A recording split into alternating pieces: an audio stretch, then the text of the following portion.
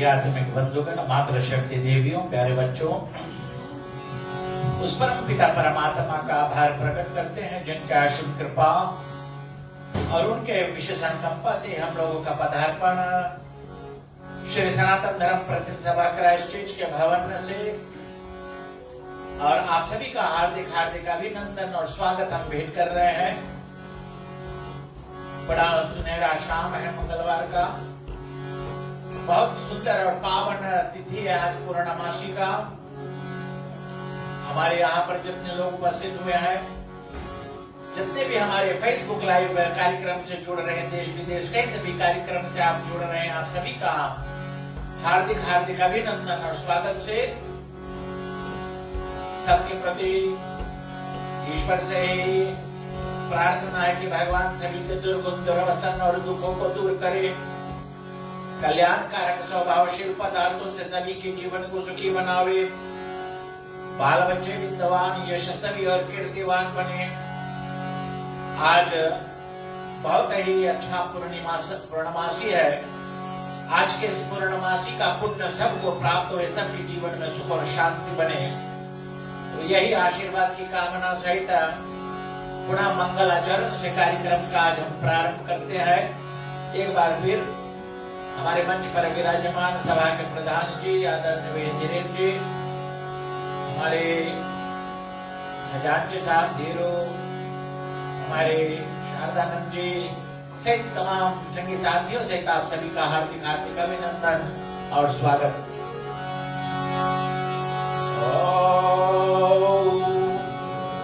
शनो मित्रः शं वर्णः शनो भवते रमः शनो इन्द्रो बृहस्पति शनो विष्णुरुक्रमः नमो ब्रह्मणे नमस्ते वायो त्वमेव प्रतीक्षं ब्रह्मासि तमेव प्रतीक्षं ब्रह्मा वदिष्यामि ऋतं वदिष्यामि सतं वदिष्यामि तन्मां भवतु तद्वक्तारम् भवतु माम् भवतु वक्तारम्। ॐ शान्ति शान्ति शान्ति।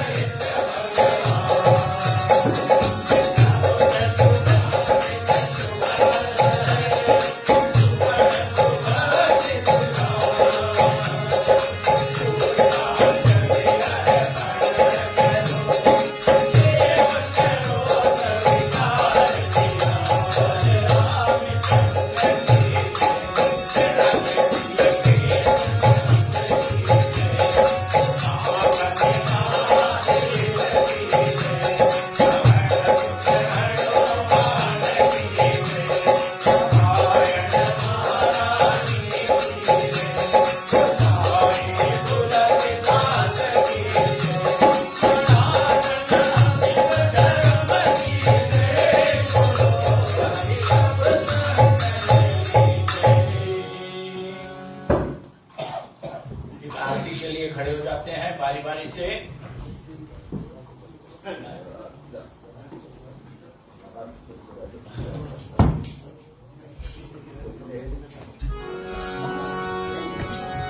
बोलो श्यावर रामचंद्र भगवान की जय।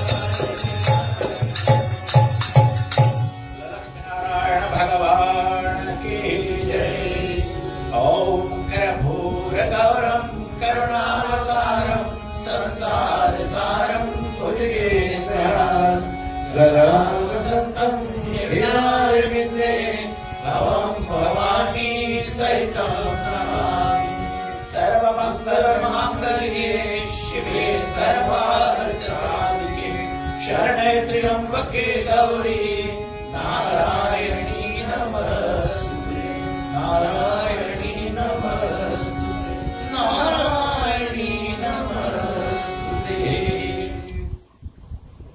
ये आरती का दर्शन कर लेते हैं।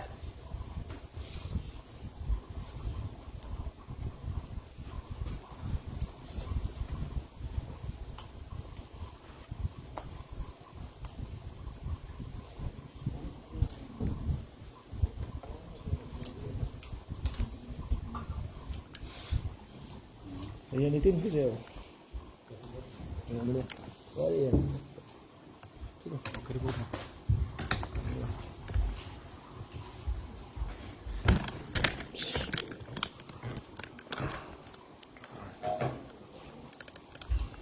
आरती का दर्शन करते रहें। हम लोग वंदना से कार्यवाही आगे बढ़ाएंगे।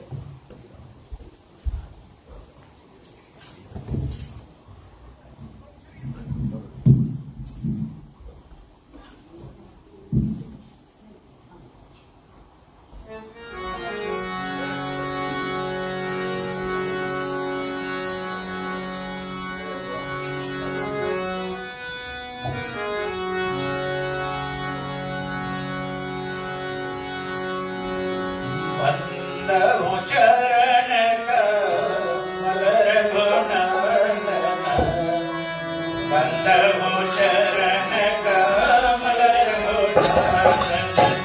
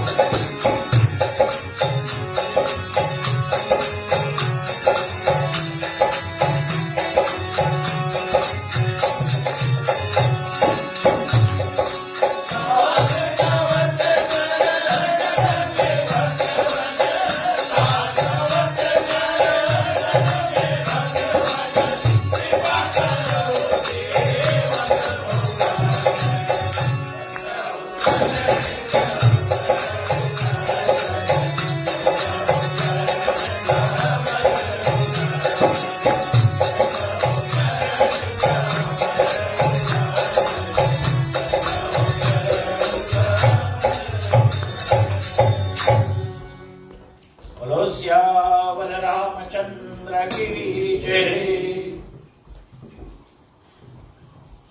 पुनः एक बार भगवान श्री राम का अभिनव गाथा के आज के हमारे प्रिय श्रोतागण रामचरितमानस के माध्यम से, उससे पहले कि हम आज के रामचरितमानस की कुछ कथा का प्रसंग पर चर्चा डालें, सबको विदित तो हो हमारी न्यूजीलैंड समय अनुसार कुछ लेकर के आज 10:50 PM से और चंद्र में ग्रहण रहेगा और वो ग्रहण मेरे ख्याल से सुबह 2:36 तक जाएगा और रात को अगर इधर मौसम साफ रहा तो ग्रहण दिखा भी जाएगा।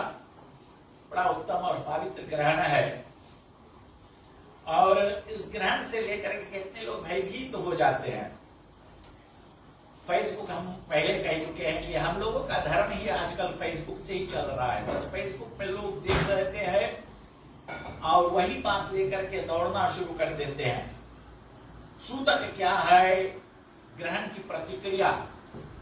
अच्छा, जो भी कुछ हम लोगों को बचपन में बताया जाता है कि कोई जाए करके सूरज को और चांद को लीलेगा, लील रहा है राहु या केतु कोई भी।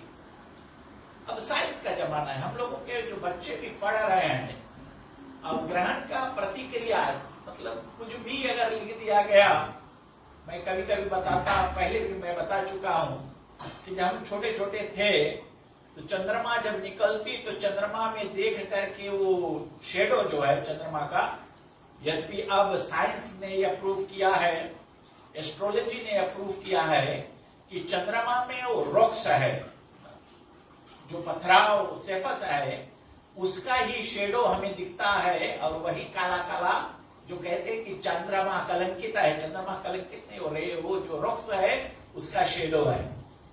लेकिन हम छोटे छोटे थे तो वो वैसे करके हम अपने दादा दादी से सवाल पूछा करते थे, ये क्या है या कोई किस्सा बताओ, तो वो जोड़ जाड़ करके कोई फेरी टेल बताया दिया करते थे हम लोगों को, और मन बहलाने के लिए। ऐसा मैं भी जब छोटा था तो एक बार अपने आजी से हमने पूछा है, ये चांद दिख रहा है उसका, तो कहा बुढ़िया बैठी चरखा काट रही। तो मैंने थोड़ा जब बड़ा हुआ तब देखा कि कितना चरखा बुढ़िया काट रही है, आज तक काट रही है। तो मैंने मजाक में आजी से कहा कि आप अगर मरना और भगवान कहे कि क्या, तो आप चरखा काटने की काम लेना, ताकि हम लोग यहाँ से बैठे बैठे और देखेंगे कि आप बुढ़िया के साथ बैठ करके और चरखा काट रही हो। तो ये बचपन का, हमें भी बचपन में बहुत दिन तक हम भी लेकर के जैसे चंद्रमा देखे हम बोले देखो बुढ़िया चरखा काटे, बुढ़िया चरखा काटे। लेकिन जब बड़े भय तो पता चला कि बुढ़िया बैठ के चरखा नहीं काटे चांद पर, वो है चांद का, चंद्रमा का जो रॉक्स का शेडो। ऐसे ही जैसे हम लोगों को एक बात बता गई है कि राहु ग्रसेगा, ये वो, और साइंस एस्ट्रोलॉजी ये बताती है कि चंद्रमा, धरती और सूर्य एक लाइन में जब हो जाते हैं तो उन्हीं का, और वो शेडो होती है, जैसे जैसे वो हटते हैं उसी तरह वो ग्रसित और फिर ग्रहण छोड़ता है। अब सूतक की बात आती है तो सूतक साइंस भी कहती है, एस्ट्रोलॉजी भी कहता है कि सूतक होता है। अच्छा, सूतक का कैसा सूतक? सूतक का अर्थ ही होता है अशुद्ध। अच्छा, अशुद्ध तो हुआ, वातावरण कैसे अशुद्ध हो जाती है? रेडिएशन ना, वो साइंटिफिक टेम जो होता है रेडिएशन की, ग्रहण के समय साइंस ये कहती है कि ग्रहण के समय या तो चंद्रमा हो या सूर्य हो, वो रेडिएशन रिलीज करता है। इस कारण से जो कुछ वातावरण में एक्सपोज्ड हो, आज के आधुनिक जमाने में अगर आपके घर में फ्रिज है, बंद घर है और सब कुछ सुरक्षित ढका हुआ भोजन है, उसको ग्रहण नहीं स्पर्श करेगा। स्पर्श करेगा जो आपकी लापरवाही से खुला हुआ एक्सपोज्ड, जो भी कुछ एक्सपोज है खाना। कोविड काल में भी आप जानते हैं कि साइंस ये बताए कि खाने का पीने के माध्यम से ही कंटेमिनेशन ज्यादा शरीर के अंदर में जाती है। तो इस कारण से कहा कि ग्रहण से पहले बना हुआ भोजन, ये ग्रहण के समय भोजन नहीं करना चाहिए। क्यों? कि ग्रहण से पहले बनाया हुआ भोजन एक्सपोज्ड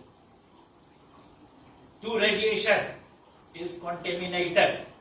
अंग्रेजी में साइंस ये कहती है ना कि रेडिएशन है, तो अगर जो भोजन ढका हुआ नहीं है, जो सुरक्षित फ्रिज वगैरह में नहीं रखा हुआ है, और उसको अगर रेडिएशन के वो एक्सपोज हो गया तो वो भोजन कॉन्टेमिनेट हो जाता है, अशुद्ध हो जाती है। तो सूतक, तो ये ग्रहण का सूतक का मतलब यही होता है कि ग्रहण रेडिएशन रिलीज करती है। हम लोगों को बताया गया कि ग्रहण नहीं देखना, ग्रहण नहीं देखना, ये गलत बात है।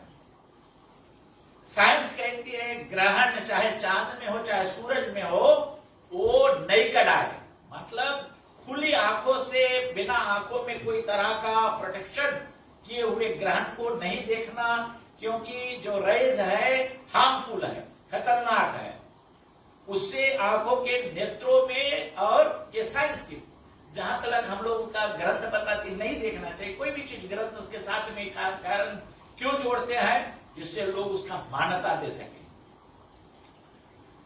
तो कि आपके आंखों का रोशनी खराब नहीं हो, इस कारण से साइंस ने भी ये कहा है कि खुले आंखों से, नंगे आंखों से, माने बगैर चश्मा, बगैर कोई लेंस का आप ग्रहण नहीं देखे, क्योंकि इससे आपके आंखों की रोशनी में खतरा आ सकती है। आप शक्ति आएगी नहीं, आ सकती है। और एक्सपोज खाना, जो खाना खुला हुआ है या जिसपे रेडिएशन छू जावे, एक्सपोज टू रेडिएशन, वो खाना कंटेमिनेट हो जाता है। बस इतना ही ग्रहण का सूतक का मतलब है। सूतक का और कोई मतलब नहीं है कि ऐसे वैसे कोई बड़ा भारी हनुमान जी गदा लेकर के और तुम्हें पीठी में ठोकते और तुम तलाश एकदम चिल्लाते रहते हो, ऐसा कुछ नहीं है। धार्मिक कोई उल्लंघन आप धर्म के नीति से कर नहीं रहे हो, पर खाली अपने आप को खतरा में डाल रहे हो। इतनी ही ग्रहण की सूतक की बात है। दूसरा सूतक कहाँ होता है? जब घर पर बच्चा पैदा होता है, तो बच्चा पैदा होने पर 12 दिन का सूतक जो होती है, एक बच्चे का प्रोटेक्शन के लिए, क्योंकि नवजात जो न्यूबॉर्न बेबी है उसका इम्यूनिटी लेवल उस समय 0 होती है। ये भी साइंस रिलेटेड शब्द है, बात है कि घर पर अगर आपका छोटा बच्चा पैदा हुआ है तो वो सुरक्षित रहे, कोई कॉन्टीजियस बीमारी उसको नहीं पकड़ ले, क्योंकि 12 दिन के अंदर में उसका इम्यूनिटी नहीं बना हुआ है, तो वो मुश्किल में पड़ जाएगा। तो 12 दिन उसको बढ़ाते हैं कि कोई इधर उधर से लोग आए जाए नहीं, और वो खाना पीना इत्यादि से बच्चे का प्रोटेक्शन होता है ना। अब तीसरी बात होती है, कोई के घर पर जब मृत्यु हो जाती है, अगर किसी के घर पर कोई मृत्यु हो गया तो वहां पर भी और 10 दिन का सूतक का और विधान बताया। क्यों?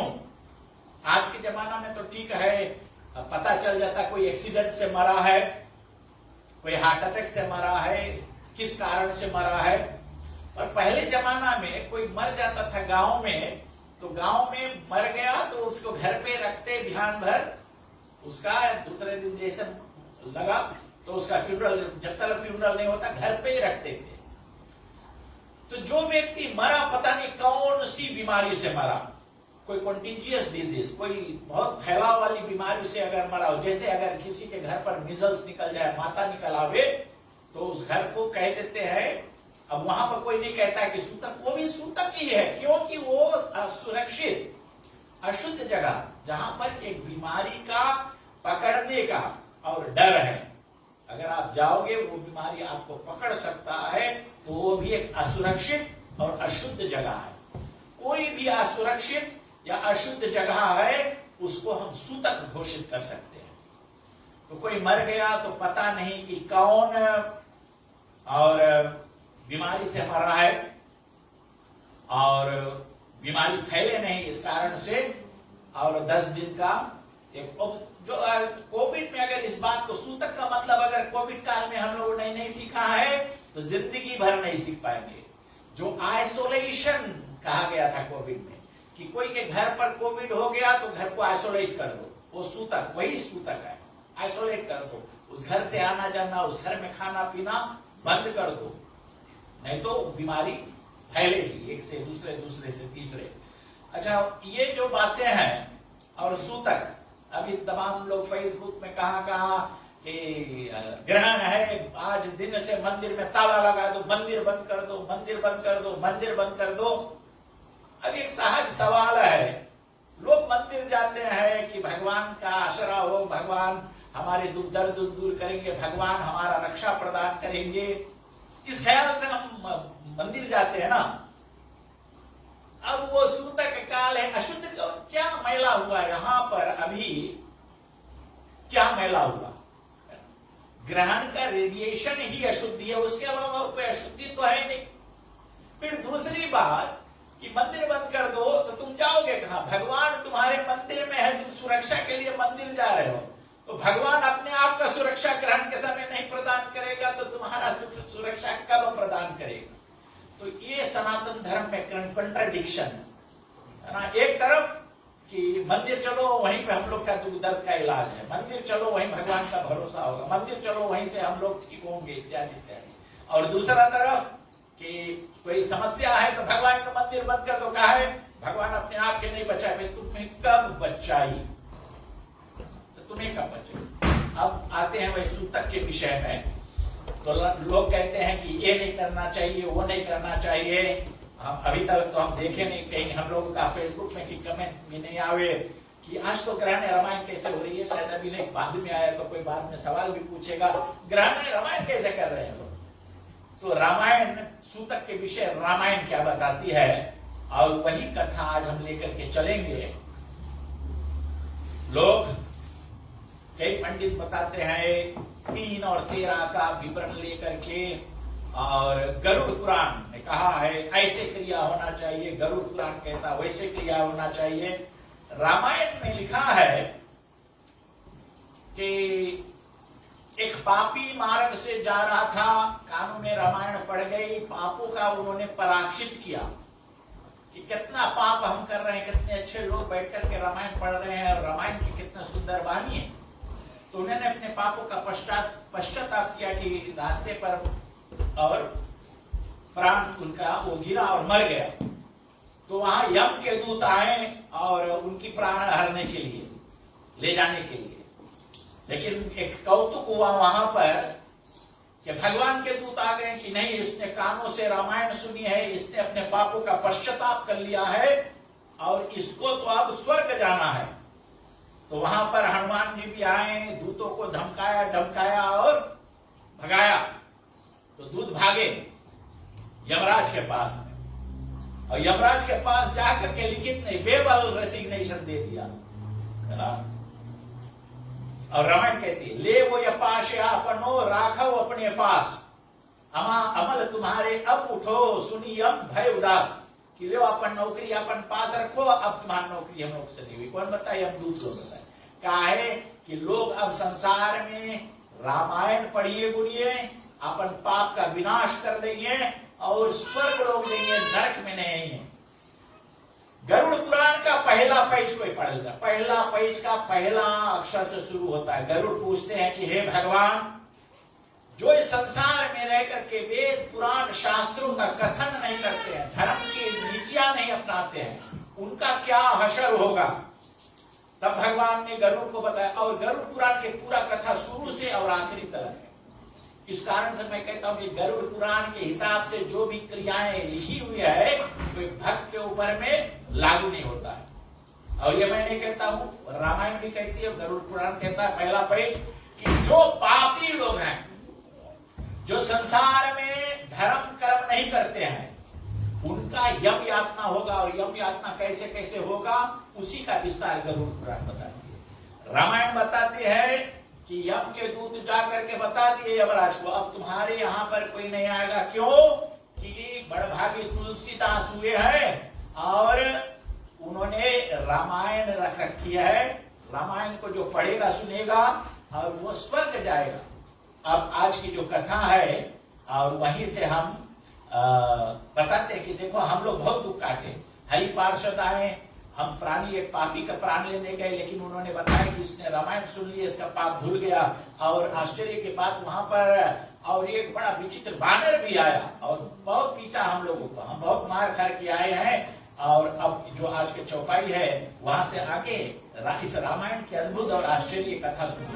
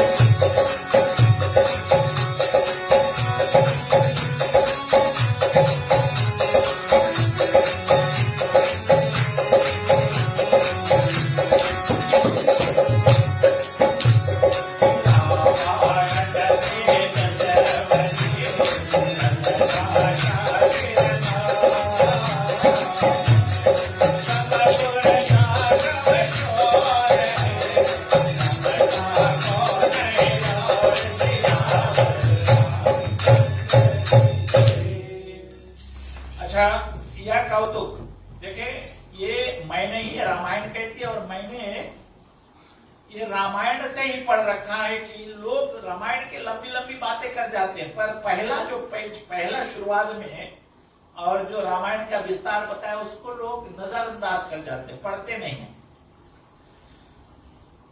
यमदूत यमराज से बताते हैं कि हम तो पापी के प्राण लेने गए थे, पर वह बानर हमारे प्राणों का ग्राहक हो गया, और तब हमने शरण शरण है कि हम उसके शरणागत है कि हम तुम्हारा शरण है, हमारी रक्षा करो, ऐसा कह करके तब महादीन हो उनके अनेक प्रकार से हमने स्तुति करना शुरू कर दिया, और तब उन कपिराज ने प्रसन्न होकर के हमसे ऐसी शपथ कराई। कौन था वो कपिराज? हनुमान जी।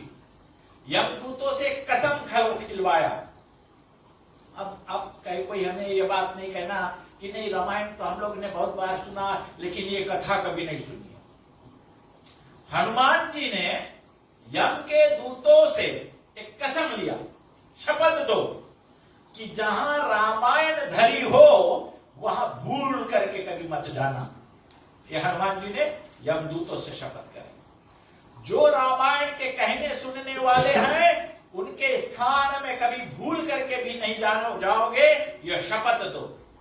जब कपि ने हमसे ऐसी सौगंध कराई तब महाराज कि हे महाराज तुम्हारा नौकरी इस कारण से नहीं कर पाएंगे क्योंकि वो बहुत मुश्किल का चीज है, कोई साधारण कपि नहीं रहा, और हम लोगों से पहले से कसम खिलाए लौट करके ऐसे जगह नहीं आना जिसने रामायण पढ़ा सुना गुना हो, जिसके घर पर रामायण होती हो, जहां पर रामायण का आदर सम्मान होता हो, भूल करके ऐसे जगह कभी नहीं आ जाना। आज हम छोड़ते हैं, हनुमान जी ने कहा आज हम छोड़ देते हैं, दोबारा नहीं छोड़ेंगे। तो हे महाराज हम उनको शपथ दे करके आए हैं कि अब लौट करके ऐसे जगह हम नहीं जाएंगे।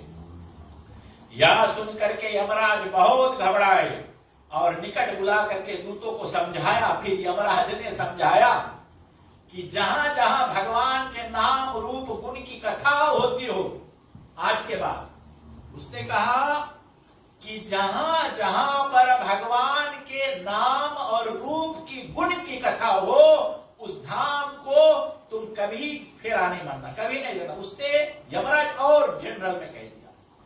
यमराज ने ये नहीं कहा कि खाली रामायण कहीं पर होती हो या रामायण किसी ने सुना हो। तो यमराज ने अपने दूतों को तुरंत उड़ा दिया, समझा करके बताया कि जो धर्म आचरण करते हैं, धर्म का कोई तरह से, चाहे वो हवन यज्ञ करते हैं, भजन कीर्तन करते हैं, धर्म का आचरण कथा इत्यादि सुनते हैं, तो जो धर्म का आचरण करते हैं ऐसे लोगों के बीच में कभी भूले से नहीं जाना। तो मतलब जो धर्म का आचरण इस दुनिया में कहते हैं करते हैं, यमदूतों के फंदा में या यम लोग माने नरक में नहीं पड़ेंगे। तो भला बताओ, जब एक व्यक्ति नरक में नहीं जाएगा तो नरक के साधन उन पर क्यों लागू करते हैं? और तुम अजामिल की कथा स्मरण करो और कुछ मन में मत लाओ कि वह नाम से ही तर गया। अजामिल महापापी था मरते समय, और यमदूत को देख करके भय पा और अपने पुत्र नारायण नारायण नाम वाले का, और उसने भी पुकारा, और उसी नाम के पुण्य से यमदूत को देख करके घबराए और अपने पापों का बड़ा पश्चाताप किया। पापों का पश्चाताप करते हुए और वह और इस लोक से परलोक को सुधार गया। रामायण बड़ी तेजस्वी और श्रेष्ठ भाषाओं की शिरमौर है, जिसका यमपुरी में भी शोर है, और उसकी समता कौन प्रताप हो सकता है? इसकी प्रताप की समता किससे हम करें? अब विशेष बात पर आते हैं। बातक और सूतक की जो विषय है वो रामायण क्या बताती है।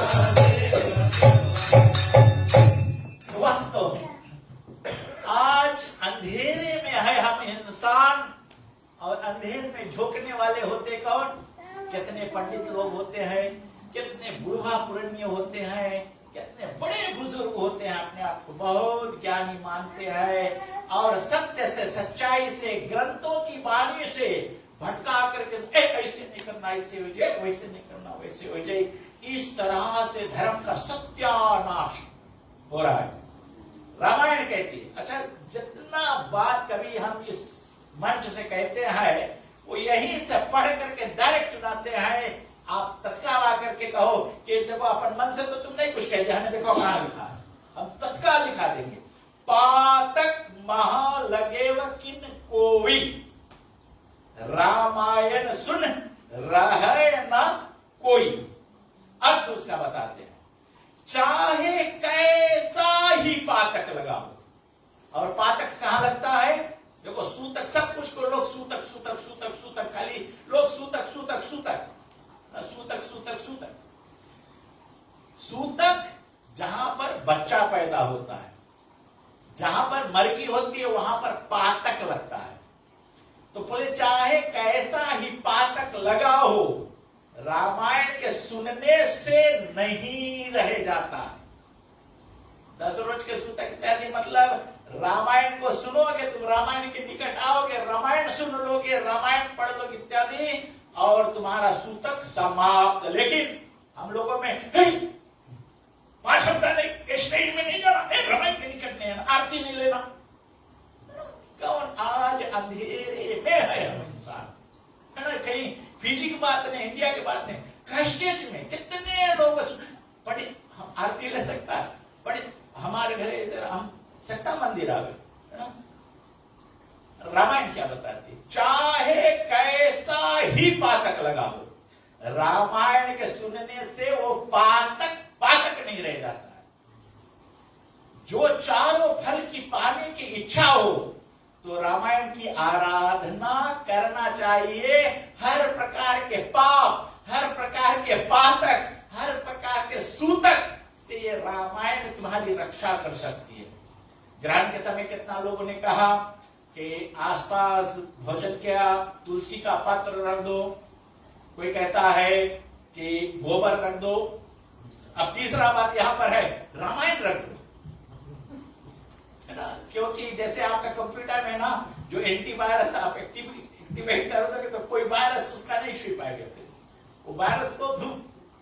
तो तीसरा चीज आज सीख लो कि एक बात ये बनता है कि अगर रामायण के रामायण को आप एक्टिवेट कर दो तो चाहे कैसा भी सूतक हो, चाहे कैसा भी पातक हो, नहीं रह जाता है।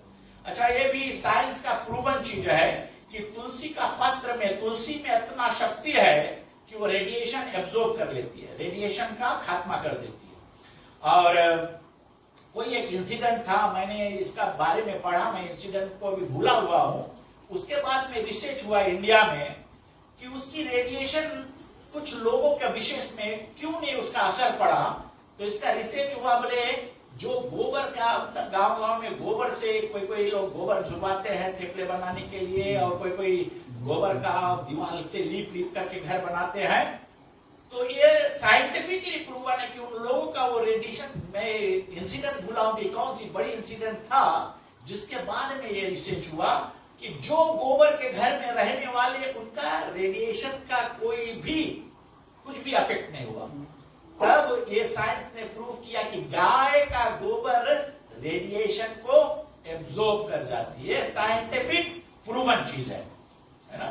तो इस कारण से कहा पहले से भी कि गोबर रख दो कि रेडिएशन को एब्जॉर्ब कर जाएगा, वो आपका खाने पर को कंटेमिनेट होने देगा। तुलसी का पत्र हो, तुलसी रेडिएशन एब्जॉर्ब करती है। अब यहाँ बताते हैं कि रामायण का भी वैसी शक्ति है। खाली रामायण का कोई भी एक ग्रंथ का ऐसी शक्ति है।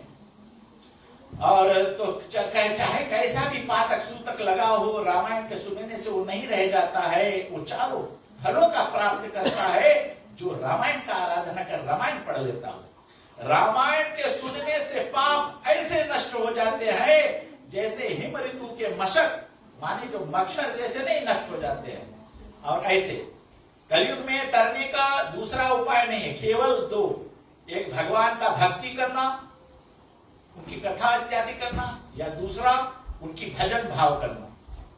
जहां रामायण की कथा होती है उस घर को कोई केवल घर ही मत जाने, वह घर तीर्थ के समान है वहां जाने से सब पाप नष्ट हो जाते हैं तभी तक, और तभी तक देह में पाप वास करता है जब तक लोग धर्म का आचरण नहीं करते हैं।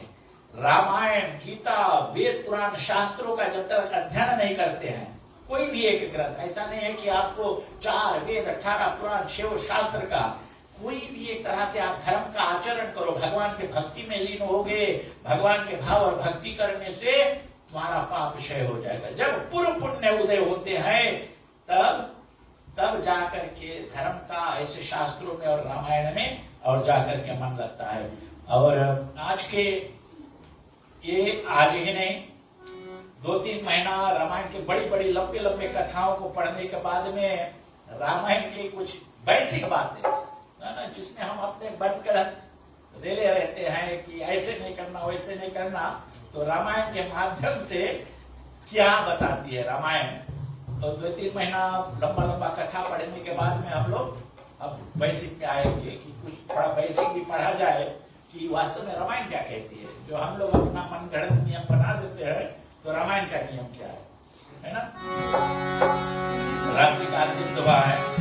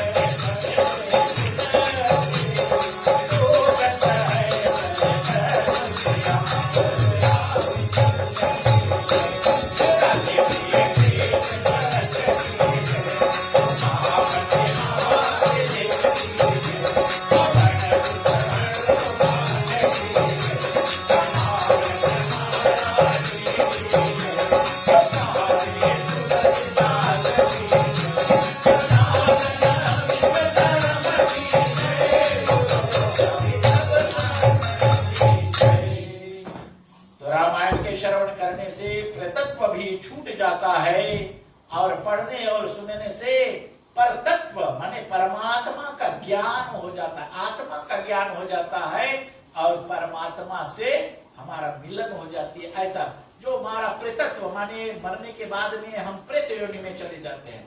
तो रामायण का अगर सुन लेते हैं तो अभी अगर हम इस बात को कह देंगे तो इसमें लोग थोड़ा उपहास कर जाएंगे, पर यह भी जो पढ़ा है और यहाँ पर जो लिखा है कि रामायण के पढ़ने से प्रेतत्व नष्ट हो जाती है, माने जो प्रेत योनि का समाप्ति हो जाती है, तो वो साफ साफ संकेत करती है कि मरगी में भी पूरा रामायण, जैसे गीता पाठ हुए, मरगी में पूरा रामायण पाठ हो सके। ये मैंने इस पे मेरे को कोई टिप्पणी नहीं देना।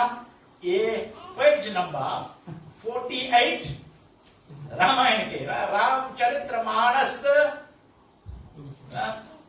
ज्वाला प्रसाद मिश्रा द्वारा प्रकाशित रामचरितमानस के पेज नंबर 48 और 49, 47, 48 और 49 से जो भी कुछ बातें हमने कहा और अभी भी जो बात कह रहा हूं वो रामायण के पेज नंबर 49 से कह रहा हूं कि जो बात कहती है कि प्रेतत्व भी नष्ट हो जाती है, मतलब जो कोई प्रेत योनि का तभी होता है इंसान जहां पर मरगी होता है, तो ये स्पष्ट करती है कि रामायण मरगी में भी पढ़ा जा सकता है ना। ये पेज नंबर 49 मेरे से सवाल और बात करने से पहले रामायण की पेज नंबर 49 पढ़ लेना। ठीक, हम लोग कथा का यहीं पर विराम दे रहे हैं। जो भी लोग हमारी कथा से जुड़े रहे आज, और आशा है कि आज आप लोगों ने जो जानकारी है आज का ग्रहण, ये सूतक इत्यादि का एक साइंटिफिक, देखो परिवर्तन संसार का नियम है। इसका मतलब क्या है कि हम लोगों को जैसे जैसे अब हम समझते जाएंगे, जो पहले से लिखा हुआ है, बुजुर्गों ने अपने अपने कल्पना से कुछ कहा कि कोई जाए करके और सूरज के नीले है और यही ग्रहण है, नहीं, और साइंस प्रूव करता है कि नहीं, वो एक्लिप्स जो होता है वो एस्ट्रोलॉजी क्या कहती है, द अलाइनमेंट ऑफ मून, सन और अर्थ का ये सब विवरण, ये सब समझ करके थोड़ा लॉजिक और थोड़ा साइंटिफिक वे से हम लोग को अपना जो धर्म का कथा इत्यादि है और उसको समझना चाहिए। और इस कारण से मैंने कहा जो सूतक का विषय है, जो ग्रहण का विषय है, रेडिएशन इत्यादि का, और ये सूतक और पातक का जो बहस चल रही है, इन सभी का स्पष्टीकरण आज रामायण में मिला है। और इसी को अगर कोई नहीं मानेगा तो उसको रामायण बंद करके किसी कोना में रख देना चाहिए, फिर रामायण का मान और मर्यादा भी मिलेगी।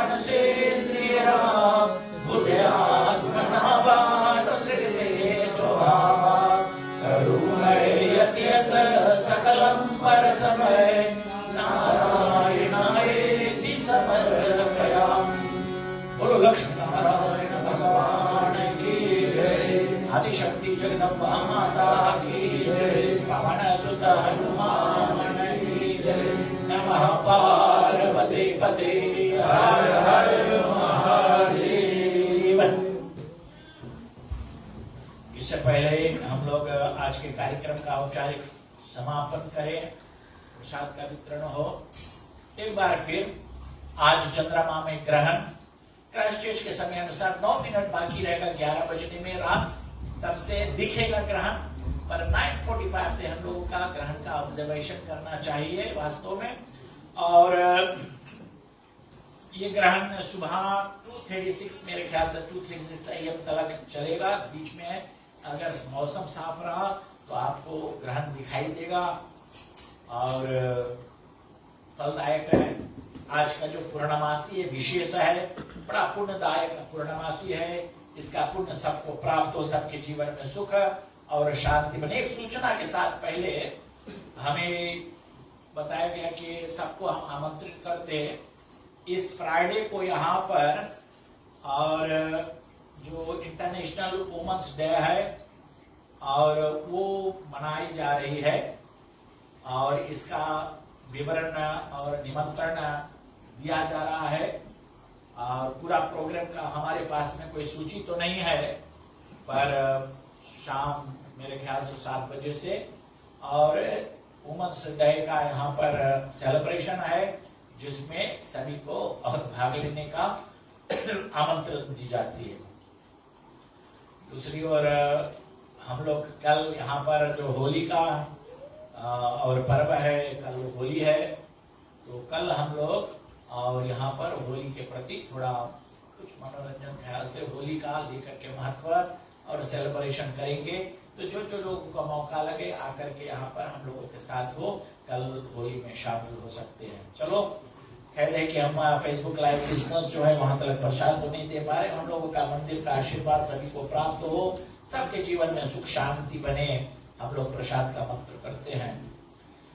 राम कहे सुख उपजे, कृष्ण कहे दुख जाए, महिमा महाप्रसाद की पावो भोग लगाए, सियावर रामचंद्र की जय, राधे प्रिय कृष्ण चंद्र की जय।